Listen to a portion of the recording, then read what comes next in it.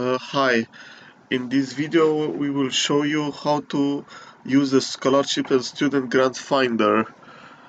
As you can see, I'm here on the picascholarship.com webpage on our website, so I will use this form to search for a scholarship. For example, let's say you want to for a scholarship in the United States. So I go to country of scholarship, I select United States and click search. As you can see, it will show me only scholarship from United States.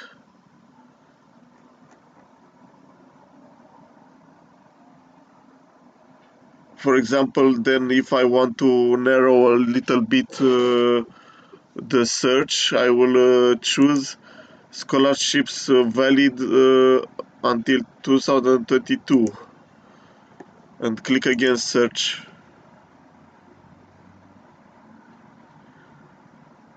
As you can see, it only shows me only scholarship from 2022.